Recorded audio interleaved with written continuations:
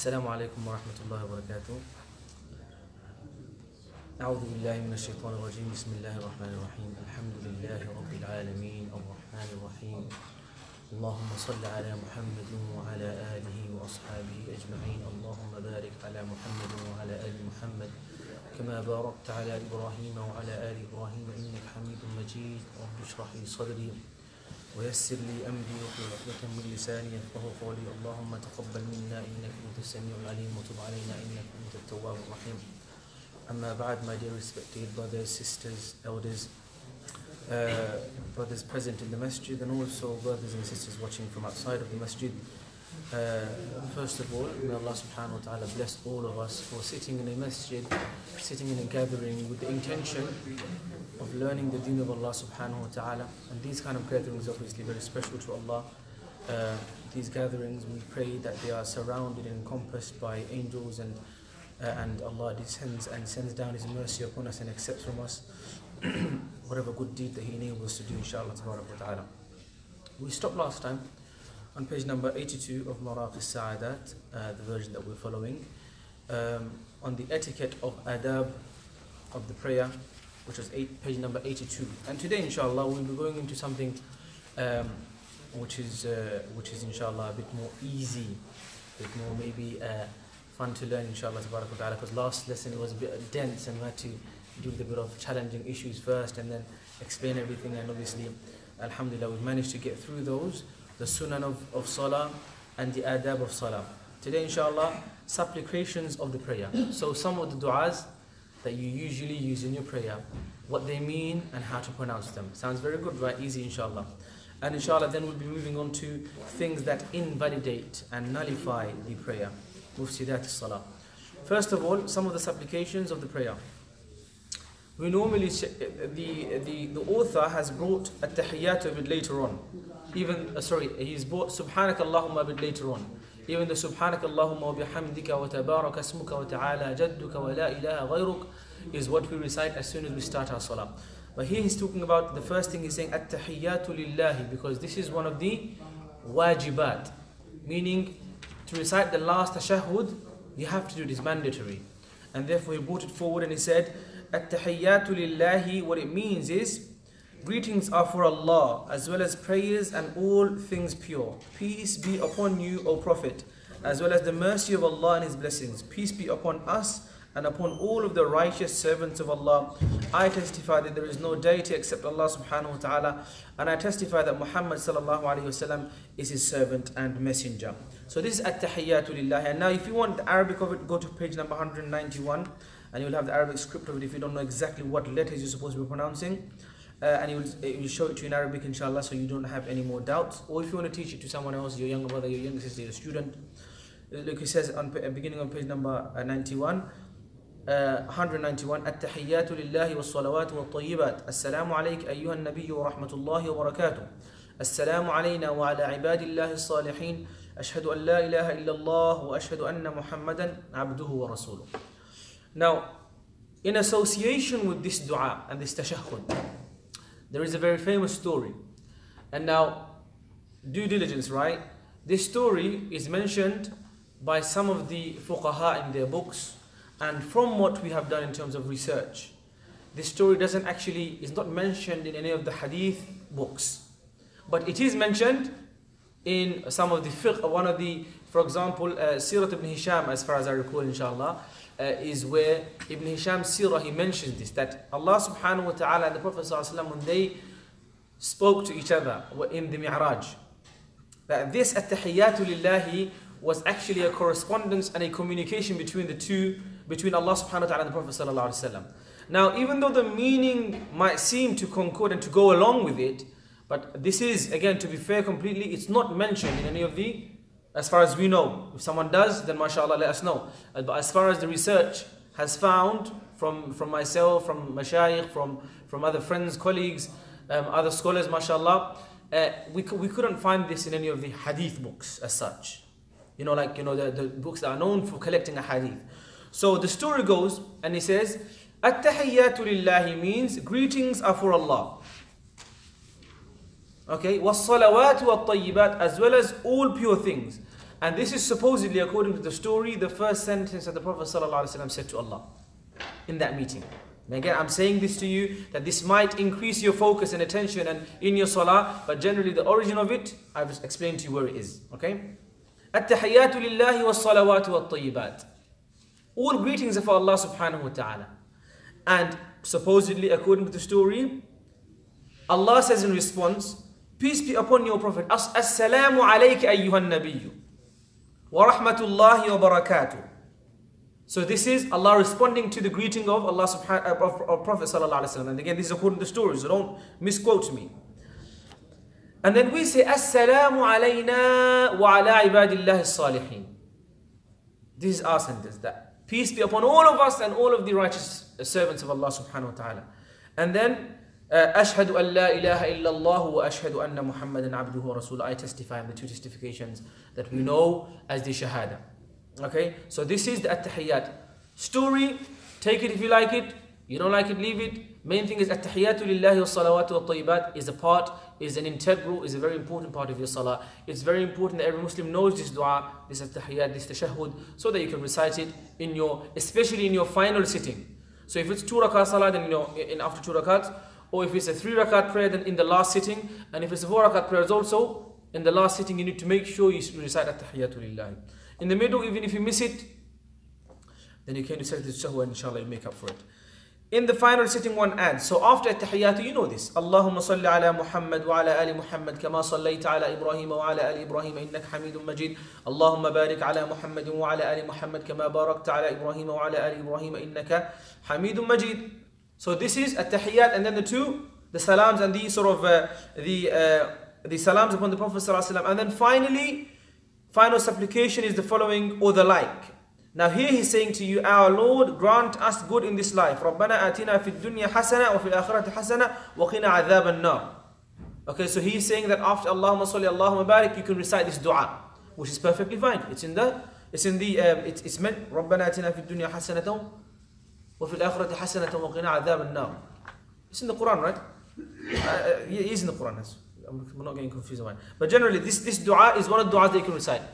Also, Imam Bukhari narrates that you can recite, Allahumma inni dhalamtu nafsi dhulman kathiran wa la yaghfiru dhunuba illa anta faghfir li maghfiratan min indika warhamni innaka antal ghafurur rahim. So supplication after the tashahhud and the salah upon the Prophet ﷺ, salah and salam, you recite these du'as. Okay, and it's a nice sunnah, it's something good to do. Okay, and these are some of the supplications that we should do. Now the final thing is the qunut itself. Qunut, right?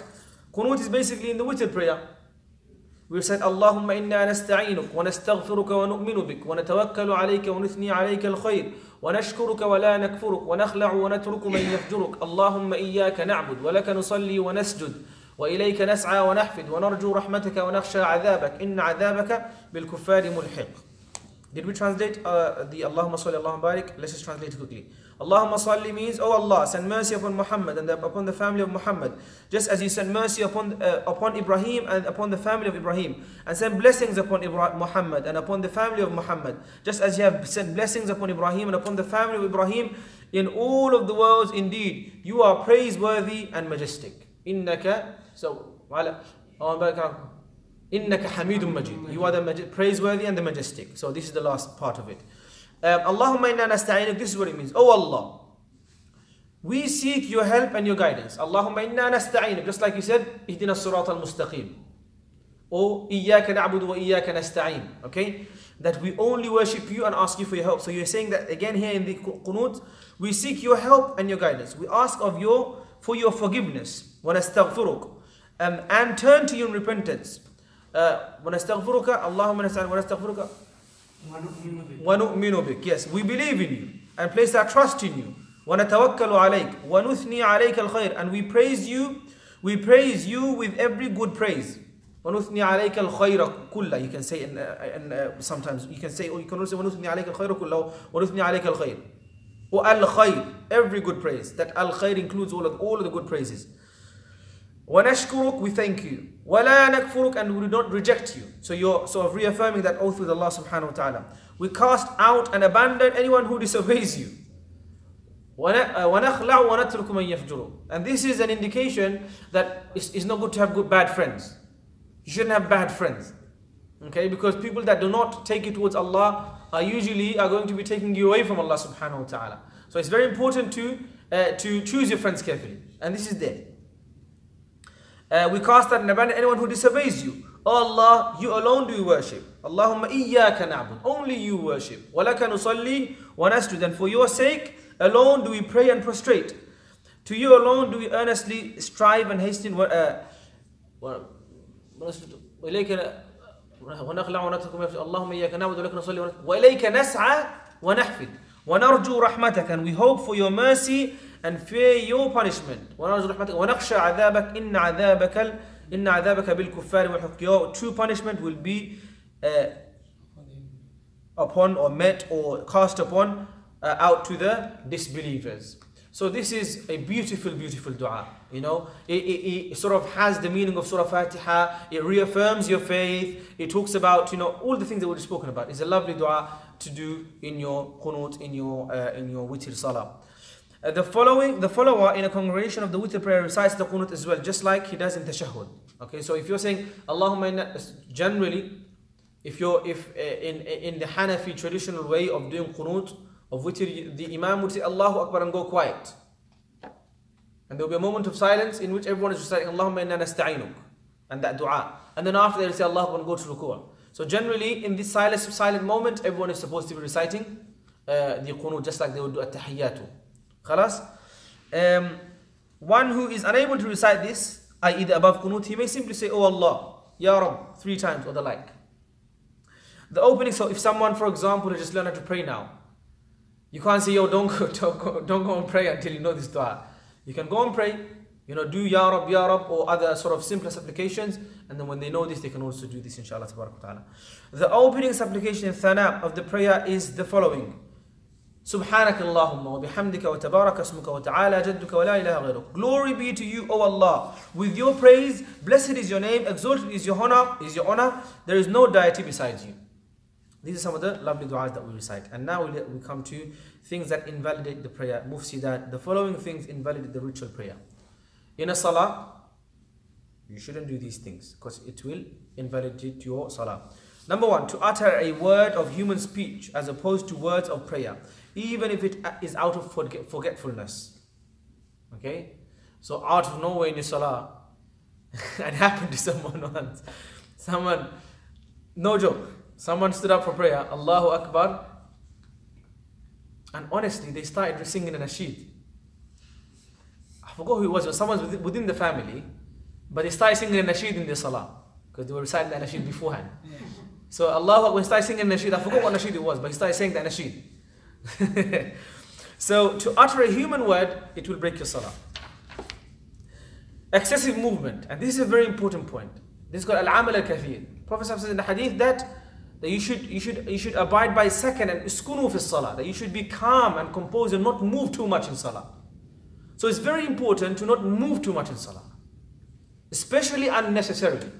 If there's a snake coming, you know, something's happening, cars coming, someone needs to get past, you can move.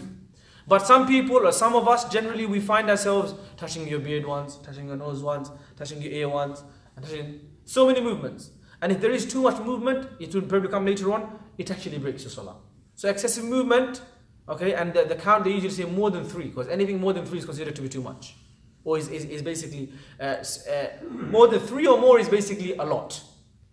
It's a number that denotes a lot. So excessive would be 3 or more movements in each rukun, or in each sort of action, ruku', sujood, and so on and so forth. So to make sure, now this is a problem, a lot of us, we do this without even noticing. And it's very important to keep calm and composed in salah, because this increases your tension, but also because not doing so will break your salah. And this is a problem as well, because a lot of brothers, mashallah, like, you know, they wear nice clothes and they're always busy with their clothes. Khalas? Even with the phone. When excessive movement, what is it? It's going to say to you 250. Excessive movement is defined as that due to which an onlooker from afar, who did not know from the onset that the person was praying, would be fairly certain that its doer was not performing ritual prayer. So imagine someone's, you know, I've seen this, people are like pressing about on their phone and then turning off, like take that, and then now from afar, if this is taking too long, someone will think this guy's not in prayer. So generally, even if you're going to turn your phone off or to end the call, be really quick and put it away. To eat, even if a little, eating is not allowed. Now this is, of course, in the footnote, it's going to say, eating from outside your mouth, anything is breaking the salah, small or big. But if something is small inside, stuck in your teeth and it comes out, as long as it's smaller than a nut size, it's okay. You can, even if you swallow it, it's excused. You know, we've always seen that there's some excuse, there's some pardoning or some excusing for small amounts of even impurity. So if it's a small amount stuck inside your mouth already and it goes inside your throat, then inshallah it's excused. Like it happens sometimes. To drink, obviously, not allowed in salah. To clear one's throat such that the letters are uttered without an excuse. To clear one's throat such that letters are uttered. So it is going back to not speaking. So if you clear the throat but then letters come out at the same time, you start speaking. To cry out loud such that the letters are uttered. Or to moan out of pain or due to a calamity as opposed to the remembrance of paradise or the fire. So in salah, someone saying, oh my God, I lost all my money. It's not going to happen. Your salah is going to break. Unless you're like, you're crying out of like, Jannah and Jahannam, like we do in Taraweeh and Tahajjud, and it's so nice. That's okay. That's good. To say salam to someone with the intention of greeting him. Okay? In the Quran there is salam, yes. I twisted my leg the other day, and then I was praying, and then like I was in pain, and then I said that hurt. So is that broken or something? Like, and such as letters are uttered. So generally, what I would say to you is, if it was once before without you knowing it, inshallah, leave it. It should be okay. But in the future, be a bit more wary. Okay, because there's also a bit of a leniency within this mas'ala in other places. But generally, I would say, like, in the future, be careful. So that now that you know. If it was something really big, like last time we said about, the sajdat al-sahw, we said that's not acceptable. But this, inshallah, without you knowing, especially a young man now. So inshallah, he's still learning. Khalas? To say salam with the intention of greeting him. So you can't say salam to someone. But if you're saying assalamu alayka ayyuhan nabiyyu, part of tashahhud, then that's fine. But you can't say salam to someone with the intention of greeting him. Or even to say the ayah of salam or the dua of salam, but loudly with the intention of greeting someone else that's just come in. Do you get what I'm trying to say to you? Yeah. To shake someone's hand, obviously, in salah. To respond to someone's statement by saying la ilaha illallah or the like. Someone said something really weird. You say la ilaha illallah. Astaghfirullah. You can't do that. To turn one's torso away from the direction of the qibla, as in your whole body. You can't turn your body away from the qibla. Your head, you can, but it's makruh. It's going to come to that, inshallah. To make supplication, dua, using the words that resemble our human speech. You asked that question last time, remember. 237 explains that to you, 257 explains that to you, and says to you, namely a dua that is not found in the Quran or Sunnah, and that is possible to request from a human being. So, say for example, you're making dua to Allah, okay? You're supposed to use the Quran and Sunnah sort of du'as, yeah? But also there's another factor, he's saying to you, look, and that is possible to request from a human being. You want someone to give you a tissue. A pencil. Give me a pencil to the person, right? You should take by the asbab, and to take by what's available physically. Someone can give you a tissue, you want to make dua to Allah instead and just hope for a miracle to just float to you, then that's not what you're asked to do. Even Musa alayhi salam, when the miracle happened, he was told to hit with a stick. This is him doing what he can. So you're supposed to do what you can to the maximum ability. And then, the miracles happened to the Prophet ﷺ, to the Anbiya alayhi salam. And if something is supposed to happen supernatural for you even, then you have to take, if you want Allah's help to come, then you have to take all of the reasonable means at your disposal, inshallah. To elongate the letter Hamza in takbir. You can't say Allahu Akbar. As for saying Allahu Akbar is fine. But Allah means, is Allah the greatest? Because Allah basically resonates or resembles two Hamzas. And two Hamzas, a means Hamza al-istifham basically. So if you say, akalta, did you eat? Another, Allah subhanahu wa ta'ala says in the Quran, Allahu khayr. Is Allah better? Amma yushrikun. Or what they associate as partners. So Allah is a question. So you can't say Allahu Akbar. That means, is Allah the greatest? We say Allahu Akbar. Allah is the greatest. For one's nakedness, at least 1/4 of a limb to be uncovered for the length of time it takes to perform an integral of the prayer. Okay, so your aura to be uncovered And this is a problem again. A lot of brothers, they wear trousers, and when we go to sujood, you know, if you're standing behind that brother, then you are in trouble. It happened before to me, like, you know, you're standing behind someone that's wearing trousers, and they're not attentive of the fact that the shirt has come up and the trousers have come down, and it's problematic. So make sure that your awra is covered at all times. And that's why we generally wear a bit more loose clothing. It's recommended anyway. To carry an unexcused amount of filth. So to make sure that you're clean from filth, your body, your clothes, and the place that you're praying in.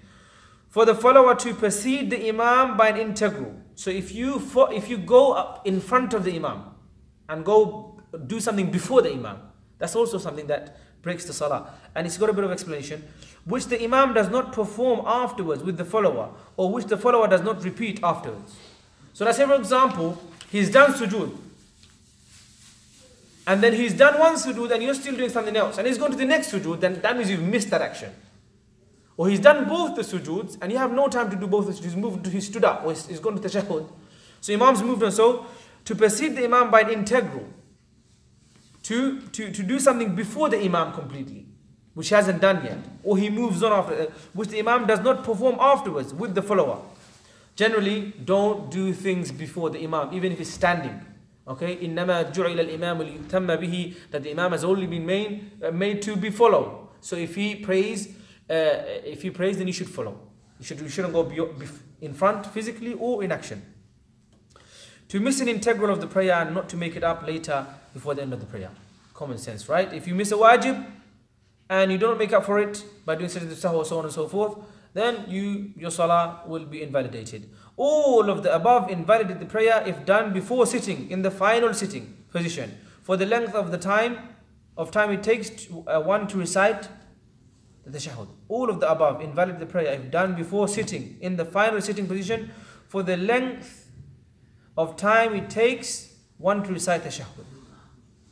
So basically saying the final sitting, even if you do not recite the tashahhud itself, as long as you're sitting in the final sitting, okay, if these things are done before then, khalas, as in you're about to finish your prayer.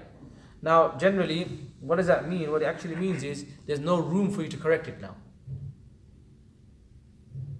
Yes. Okay, so you've gone beyond that pass point of being able to correct it.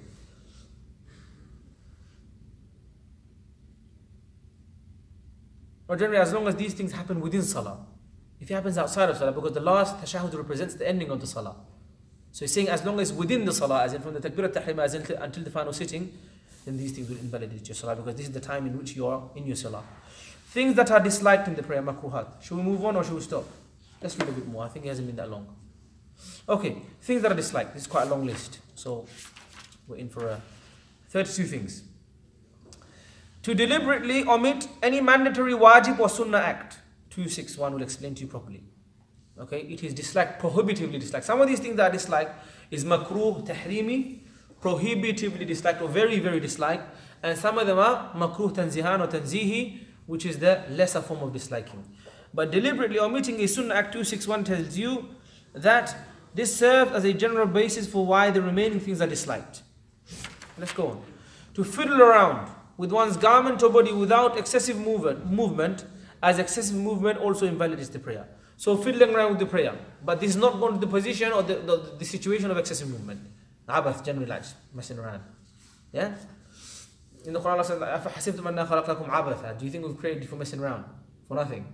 So start doing nonsense, yeah? That you shouldn't be, as long as it's not too much, then it's makruh. But if you do too much, excessive amal kathir, then that will destroy your prayer. To wipe away pebbles on the ground except for once for prostration. So like, you know what I mean, isn't it? To crack one's knuckles. Do it quite a lot. And 263 tells you very nicely that this is makruh tahrimi inside of prayer and makruh tanzihi outside of prayer. So even outside of prayer you shouldn't do it. And I think it's not good for you as well, right? It's probably, someone told me it's not good for you. To place one's hands on one's hips.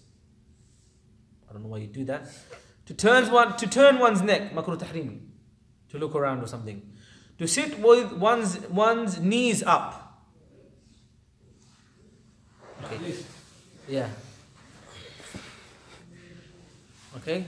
Generally, but basically, don't do what you're not supposed to do. Just do tashahhud properly.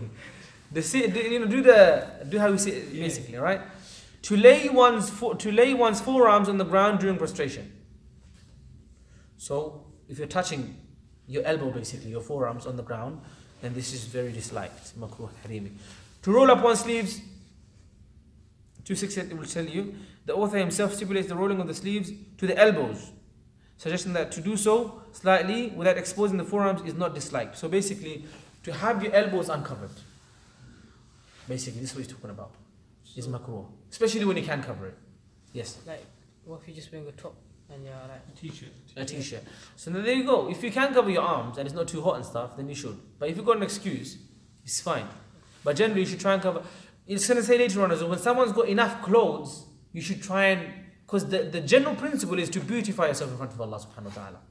That's the general overarching principle. That Allah, خُذُوا زِينَتَكُمْ عِنْدَ كُلِّ مَسْجِدٍ. That beautify yourself and cover yourself as much as you can. If you can't, obviously then the rules come in.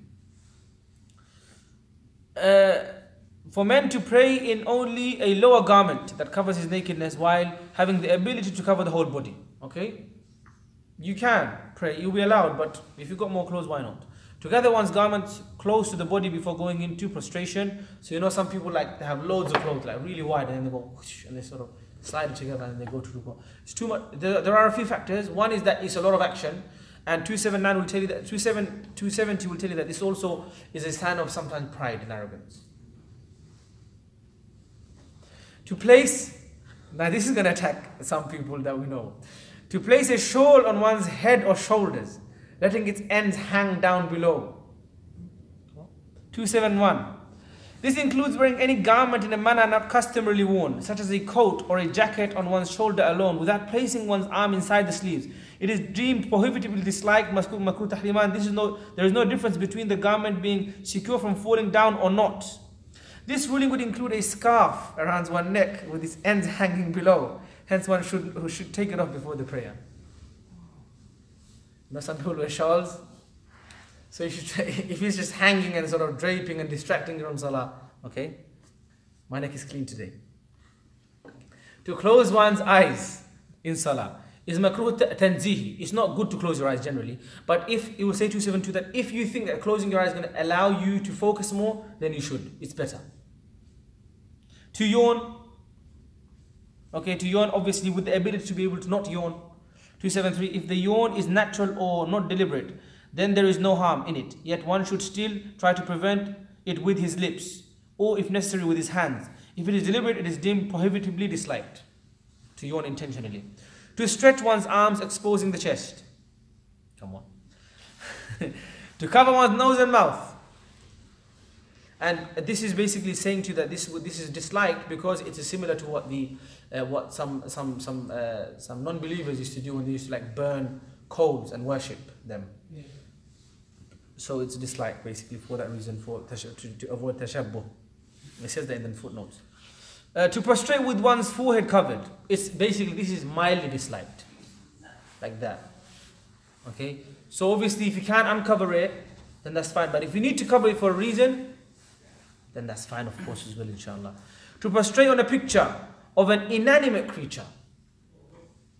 What does that mean? It's not, he doesn't have any life.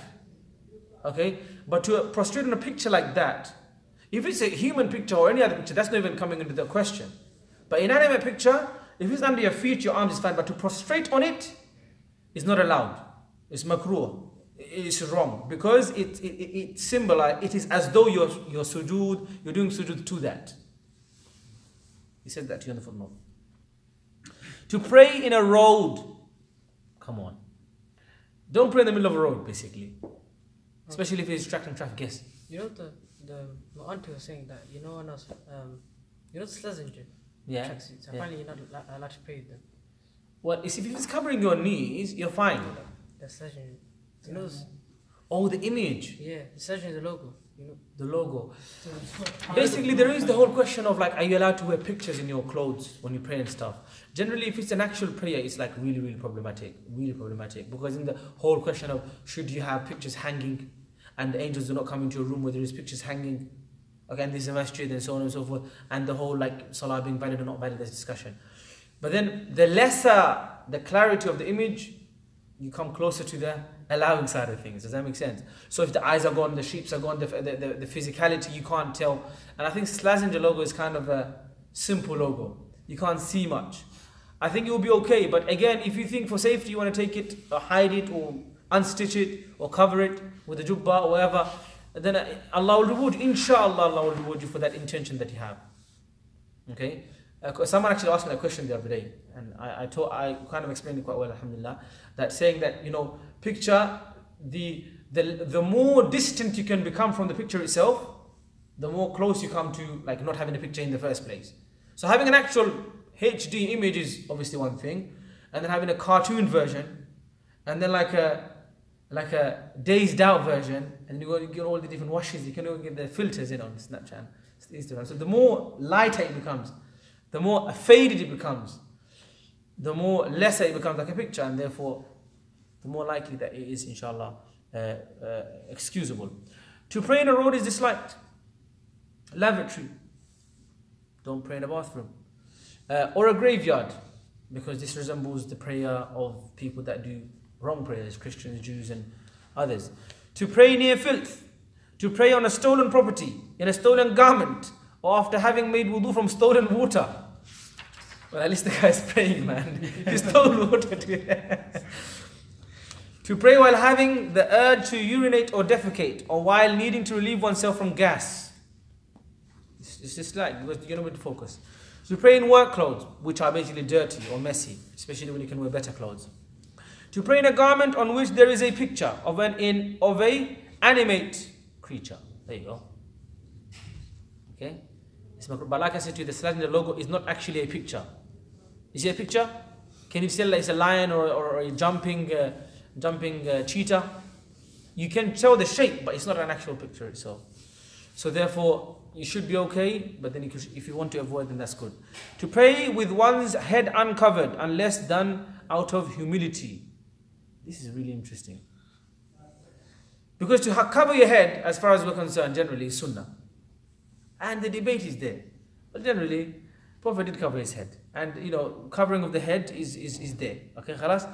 Now, if you uncover your head out of humility, like in ihram, then that's something else. Did you always wear like a garment on his head? Who? The Prophet. Khalis, the round thing you're talking about, that's just something recent. What about the turban? The turban is there. There are so many hadith that I mentioned the turban of the Prophet ﷺ, and the fact that his head is covered. And the hadith there's one hadith that says the Prophet ﷺ came at the masjid and he took his headwear off because it was raining, and he was basically praising Allah for the rain and stuff, and he said that this is rahmah of Allah subhanahu wa ta'ala coming from the sky. Covering of the head is there. The whole debate is, did he do it for ibadah or just for generally? Does that make sense? But the general argument would be, whatever the Prophet did is good. Sweet. Whatever he did, even if it's sunnah jibiliyah, because there's debate, things that are naturally he did, not because of ibadah. Like, say, for example, eating with his hands, eating on the floor, right? You might say, well, he never done it for ibadah. He just done it because that's what he used to like. His personal, human side of him inclined towards that. But then the argument is that this is one of the arguments that we heard from Shaykh Usama when he was teaching us sort of usul fiqh. He was saying that whatever it is, the least it will be that it's a sunnah ghayr mu'akkada. It's something the Prophet did, so there has to be something good about it. It's the Prophet doing it, there has to be something good about it, even if it's just something without the intention of worshipping. So the hat, there is something to it. You don't like it, you don't wear it, that's fine. It's not a sin not to wear it. But then, there are people that sort of try to say there is nothing in the hat, that there is no authenticity to wearing a hat. There is, inshallah. It's rewarding, inshallah, tabarak wa ta'ala. And no one should get offended by it. Don't get offended. Were you in Roman Road Masjid today? And I saw you there, right? I think so, yeah. SubhanAllah. Okay, khairan. To pray with one's head uncovered. To pray when food has been served. This is a stronger hadith about this. So when the food is served, especially at Maghrib or Iftar, you should eat your food first. Hadith suggests that you should eat your fill, and then pray. So even if it means slightly delaying the Salah by 5, 10, 15 minutes, like we do in Ramadan, it's completely fine, inshallah. There's actually one narration I read that one of the Sahabis or the Tabi'is I think Abdullah ibn Umar, I can't remember exactly, but he basically, what he used to do, he used to fill himself up completely. He used to finish his iftar before going to the masjid to pray, so much so that he could hear the imam reciting. Because there are hadith that say that you should, you know, that if they both come together, maghrib and the food, dinner or iftar, you should have the iftar first. Well, you know, hunger is like, it's going to distract you anyway. To pray in the presence of a picture or of an animate creature, so in the room where there is a picture hung, for example, or a statue, to pray around that which would distract the person. Okay, anything like a TV screen. And we had a problem with that. That little clock. Someone is saying, what if it distracts you? And they had a good point, if it was distracting. But the way we saw it is that it's not distracting, it's actually helping you to, it's easing your mind to from worrying about time all the time. Because the other is thinking, how long am I taking? With this, however, one glance tells you that you've taken 5 minutes in the first rak'ah, instead of having to continuously think about it. Does that make sense? So even if you're looking at it, it's distracting you less than the distraction of the concern that would people be upset by me elongating the prayer. Because that's where it all came in from. We got that clock after people were complaining that maybe the salah is becoming a bit too long. Okay.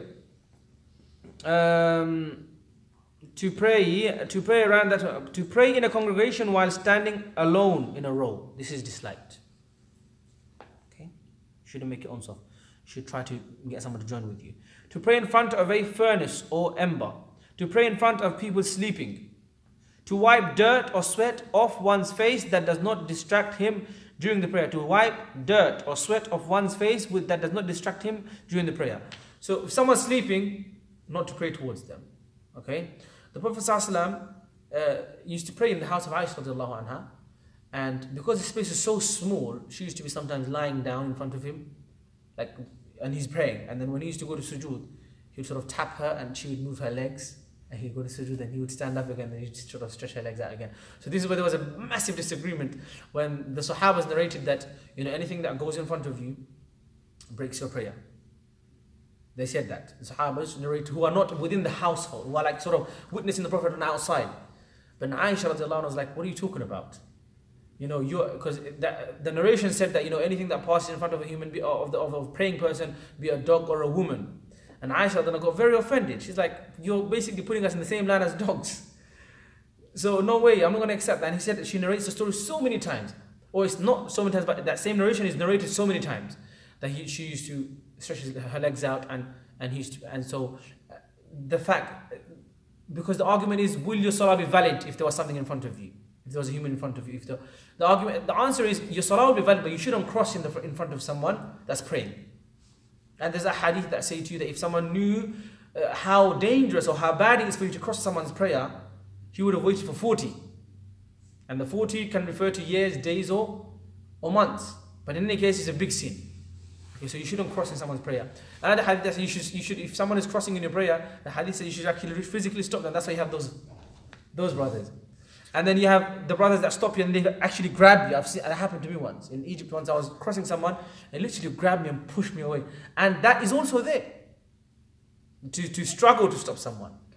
But generally, not to pray towards someone that's sleeping. Because some other hadith say the Prophet Aisha would try and turn slightly away. And other Sahaba, when someone was praying towards them, when they were sleeping, they were trying to slowly, and sell. They used to sort of move away slightly. How far? What distance can you walk past through there where you record? So generally, that's a good question. There should be. I think there is a distance of. Where you sujood. That's what I mean. So your passing shouldn't be in front of you. Okay, your sujood place. Now, I can't say that this person sujood up here, so I can walk in front of that. That's not what it is. You're supposed to put a sitr or something, a covering, a bag, a box, or in some mosques you actually have something that's about raised this much. You know, in Haramain you have something like that as well. There's something that you can put. So now the question is, imagine it's a massive wall, and he's there all the way there, like 7-8 musallas up ahead. You know, am I still not allowed to pass in front of him? I'll be honest with you, I will look it up and I'll get back to you. I don't want to give you an answer that I'm not 100% sure about. But I can't remember talking about this a long time ago. And he said that as long as there is a significant gap of about 3 prayer spaces or something, I've heard that before, like 3 safs. So because like we said before, 3 usually denotes an excessive amount. So that basically would be. But generally, inshallah, I'll look into it and I'll get back to you. Inshallah, tabarak wa ta'ala, as long as I don't forget, inshallah. To wipe, so not to just wipe sweat off for no reason if it's not distracting. If it's there, it's fine. But if it's distracting, then you should wipe it off. That's 32, inshallah, tabarak wa ta'ala. And that brings us to the things that are permissible in the prayer. And inshallah, we'll cover that with that tabarak wa ta'ala. Next lesson. Any questions? Yes? Yes. So you know, whilst you're in Medina or in Mecca, the mosque is really busy, right? So whilst you, as soon as the prayer is over, everyone's walking in front of you. Yeah. So why is it, you can't literally stop the public there, can Exactly. In any case scenario, you are only questioned for what you can do and can't do. What you can't do, you're not questioned for. You're only questioned for what you can do. So say for example, for argument's sake, we do take the hadith and we actually start physically stopping someone and the person's sort of fighting back and he overcomes you and he moves in front of you. You're not going to be sinful for him crossing over you. That's ridiculous. Yeah. Does that make sense? Yeah. Or if someone forcefully goes, or forgetfully goes, or someone goes really fast, runs, or the motorbike or something, whatever. But even though the motorbike might actually count as a... But generally, if someone really runs fast, then that shouldn't be a problem. But generally, the passing in front of the prayer, as far as I have understood, is a problem for the person that's passing. Okay, so that as well. So on the flip side, when you're out there, Yeah. you're gonna have to move. So say for example, your prayer's finished. As soon as it's finished, he started his prayer, but there's like 100 people there. You're gonna have to get past this person praying. Yeah, that's what I'm saying. In situations like this, where especially when it's excessive traffic, there would be an excuse. There would be excuse. There would be like leniency. Inshallah. Yeah, inshallah, there will be There's leniency. some Inshallah. kind of exception. Yeah, there will be for the exceptions, definitely. Harman area. Especially when it's busy traffic like that, because Islam is not that rigid, nor is it like illogical. Inshallah, that shouldn't be a problem. But this is talking about on a normal day. You shouldn't walk in front of someone's prayer. It's not right. If someone's praying, the distraction factor is there. The concept of if someone, say for example, someone's like messed up in their mind like that. When someone's really messed up in their mind, like, let me go and stand in front of someone that's praying and enjoy some. Do you get what I'm trying to say? Some very evil people might have that intent that I'm going to stand in front of someone that's praying, and this would make him maybe feel some sort of joy that someone is bowing in front of you. Yeah. Does that make sense? Shayateen are of jinn and ins as well. So, wal-'iyadhu billah. But generally, you shouldn't pass in front of someone that's praying. Is it okay to pass in front of people who are in the congregation? So No, it's all the same thing. You can't pass. So if there is a covering in front of the imam only, that counts as a covering for the whole jama'ah. Okay, so even in congregation, you have to try and avoid going in front of the jama'ah. But if there is something in front of the imam, a small thing, just his cover, then inshallah that counts as the whole jama'ah's covering. Yes? I've got 2 questions. Yes. I was going to say, when you sneeze Yeah. in Salah, Yeah. like if you say accidentally utter words or you respond to that sneeze saying Alhamdulillah. So, you sneeze and say Alhamdulillah while you pray. accidentally or sometimes you just say, like you sneeze. I think you saying Alhamdulillah yourself shouldn't be a problem, Yeah. especially if it's accidentally, shouldn't be a problem. But to respond to someone else would be wrong. Okay? Because the problem is communication. Salah is communication, because the hadith is there that as long as you're standing in Salah, yunaji Rabbah, he's speaking to his Lord. And that communication shouldn't be distracted by anything else. And so communicating generally, obviously we're trying to understand, but generally you're not supposed to communicate with someone outside of prayer in any way. Salam, even by reciting an ayah of the Quran with the intention of communicating with that person. What if the person is coming, say you're praying and then what if someone's like talking to you? Talking to you now. Again, say for example, if someone's saying to you, there is something there, and that's actually in the footnotes. If you got the book, read the footnotes. It says to you that if someone is telling you something, to receive just that information from your ears and from that communication is wrong. But however, if you take the information but then realize yourself and from your own understanding and knowledge you do something, then that's fine. And that's why when you move someone in Salah to go towards Imamah, why do you tap them? You could just say, go forward, Imam Sab. Does that make sense? When you go to Jama'ah, you could easily just say, Imam, please go forward, lead us 3. But we don't do that, we tap them, right? And we push them, right? So communication generally in that sense it's not correct. But if you hear a message, but then realize yourself, And this is one mas'ala that, we asked a mufti once a long time ago. That say, for example, someone forgot something to do in salah, or they forgot that they need to make up for rak'ah, they were masbuq. So they said salam, and then they forgot, and they're just sitting there. Now their salah is invalid because they just read 3 rak'ah in the place of, for example, 4 rak'ah. So the guy was like, oh man, I forgot. So the person that's been reminded, he's like, oh, I forgot. And he basically had to do the whole prayer. But there was a mufti standing quite close, and he said that, to be honest, if you had listened to his advice, but then think for yourself and remember that you missed a rak'ah, and from your own knowledge at that moment made up for that rak'ah, and then Nasrat al-Sahw, then you would have been fine. But because you spoke now, you've broken the connection of salah. Does that make sense? So where did this come from? Sneezing and responding, but communication generally is not allowed. Someone else outside of prayer. I've seen people, people talking around them, they go like that to stop them talking. Nah, that's not right, man. You can't do that. I don't think you can do that. I don't think you can do that. Right? Because it's still communication, isn't it? Exactly, it's communication. And Prophet ﷺ, look, I'll tell you what it is. Prophet ﷺ came in to the masjid, and the Sahaba got excited and they said salam to him. Or they raised their hands. And he said, what are you guys doing? Put your hands down. Be firm in salah. Be as in, don't move too much. Does that make sense? So you can see that this is communication generally. And this is the Prophet ﷺ. And they're saying salam. They're not saying stay quiet. They say something like that's maybe in the Quran. Or in the Quran, it is in the Quran. It's talked about, it's in the Sunnah as well, right? And Prophet ﷺ had a problem with that. So to communicate with somebody else outside, tell them to stay quiet, you can have a go at them afterwards. خلاص؟ جزاكم الله خيرا سبحانك اللهم أشهد أن لا إله إلا أنت أستغفرك. السلام عليكم. Just press that button. I'm pressing myself.